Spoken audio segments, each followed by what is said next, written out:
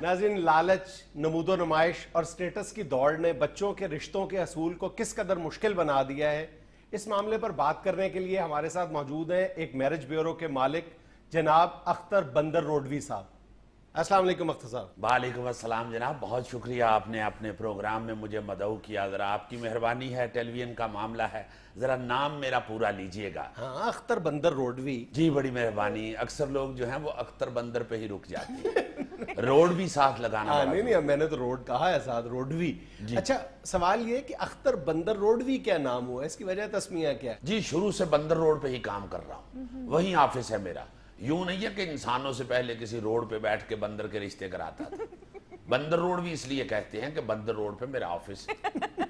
ویسے تو رشتوں کے معاملے میں ہماری خود غرضی اور لالچ نے ہمیں بندر ہی بنا دیا۔ بندر کا شکار کبھی دیکھا آپ نے؟ نہیں۔ ایک چھوٹے سے منہ والے بڑے برتن میں بہت سے چنے ڈال دیے جاتے ہیں۔ بندر چنے حاصل کرنے کے لیے اپنا ہاتھ اس برتن میں ڈالتا ہے، چنوں سے اپنی مٹھی بھر لیتا ہے، پھر مٹھی سمیت ہاتھ باہر نکالنے کی کوشش کرتا ہے، مٹھی نہیں کھولتا، پکڑا جاتا ہے۔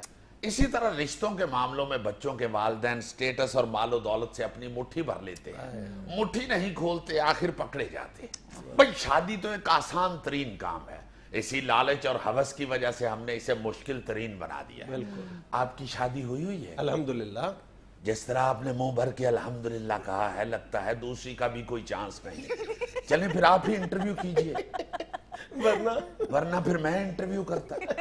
تو آپ رشتے کرواتے ہیں؟ جی میرج بیورو میں رشتے ہی ہوتے ہیں، برتن کلئی نہیں ہوتے۔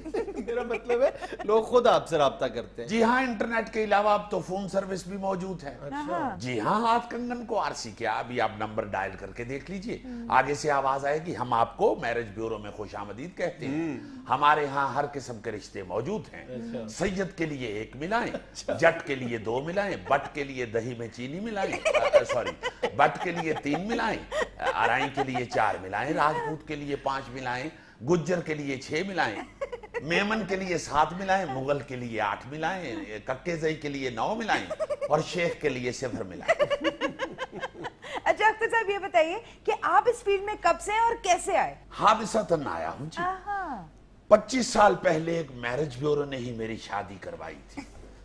بس شادی کے 6 مہینے بعد میں نے انتقاماً اپنا میرج بیورو کھول لیا۔ انتقاماً کیا مطلب؟ میرا مطلب ہے کہ جس طرح میں زندگی گزار رہا ہوں ویسے دوسرے لوگ بھی گزاریں۔ بھائی غلط مت سمجھیے، میں تو بڑی خوش و خرم زندگی گزار رہا ہوں۔ اب خرم ماشاءاللہ 24 سال کا ہو گیا ہے، اور ہم تینوں میں سے صرف وہی خوش ہے۔ اچھا تو آپ نے خرم کا رشتہ نہیں دیکھا کہیں پہ؟ جی ایک اور میرج بیورو والے سے کہا ہے اس کے رشتے کے لیے۔ اپنے بیٹے کے لیے کسی دوسرے میرج بیورو کا کہا ہے؟ بھائی ہوٹل والا اپنے ہوٹل سے روٹی نہیں کھاتا، ڈاکٹر اپنا علاج دوسرے ڈاکٹر سے ہی کرواتا ہے۔ یہ فرمائیں کاروبار کیسا چل رہا ہے؟ بھئی جنید میاں، اپنی حیثیت سے بڑھ کر فرمائشوں کے اس چلن نے معاشرے کا بھی بیڑا غرق کر دیا ہے، اور ہمارے کاروبار کا بھی۔ ارے بھائی رشتہ دکھانے میں اتنا ٹائم نہیں لگتا جتنا رشتے کی فرمائشیں سننے میں لگتا ہے۔ ابھی پرسوں کی بات ہے، ایک صاحب میرے آفس میں تشریف لائے، حلیے سے میں نے سوچا شاید کوئی چندہ بندہ مانگیں گے، مگر بیٹھے تشریف رکھتے ہی بولنے لگے کہ مجھے ایک رشتہ درکار ہے۔ میں نے کہا جی فرمائیے کیسا؟ کہنے لگے کہ ذرا ایک دراز قد خوبصورت لڑکی ہونی چاہیے، بال اس کے سنہری ہوں اور اگر گھٹنوں تک ہوں تو بہت اچھا ہے، جھیل جیسی آنکھیں ہونی چاہیے، ستواں ناک ہونا چاہیے، کتابی چہرہ ہونا چاہیے، اور ہاں آنکھیں اگر نیلی ہوں تو بہت ہی اچھا ہے، گلاب کی پنکھڑی جیسے ہونٹ ہوں، اور اگر چہرہ گلابی رنگ کا ہو تو بہت اچھا رہے گا۔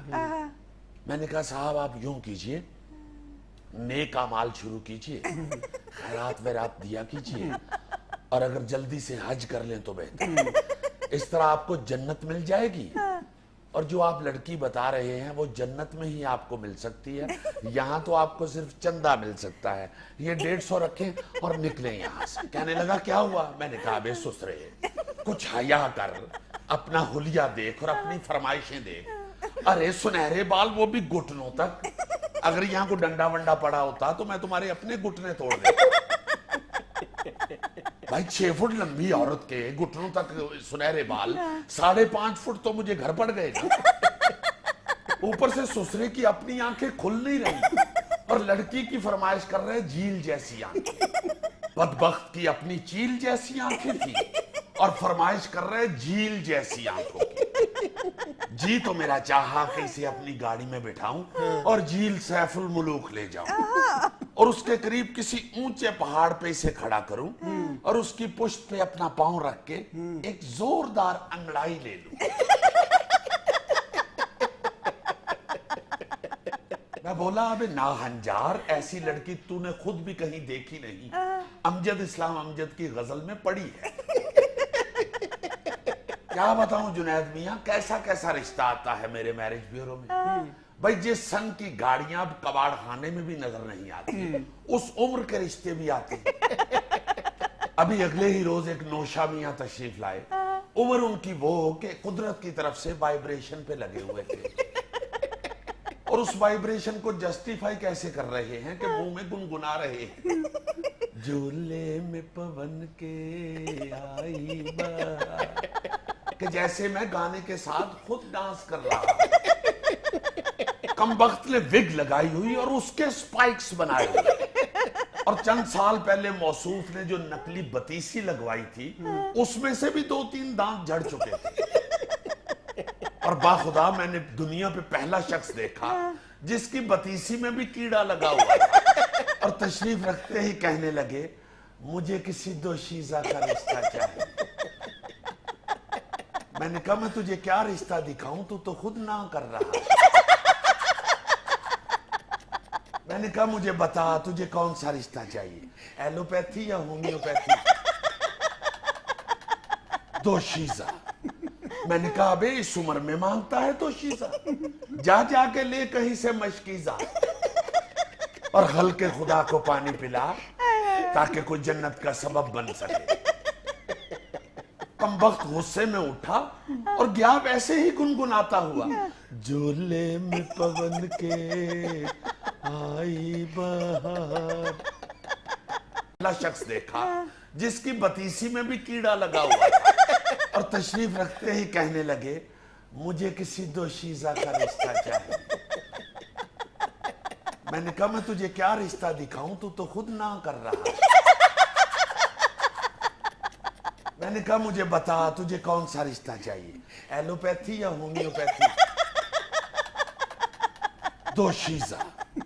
میں نے کہا بے اس عمر میں مانگتا ہے دوشیزہ جا جا کے لے کہیں سے مشکیزہ اور ہلکے خدا کو پانی پلا تاکہ کوئی جنت کا سبب بن سکے. کمبخت غصے میں اٹھا اور گیا ویسے ہی گنگناتا ہوا جھولے میں پون کے آئی بہار. واہ. میں یہ لینا ایک چھوٹا سا وقت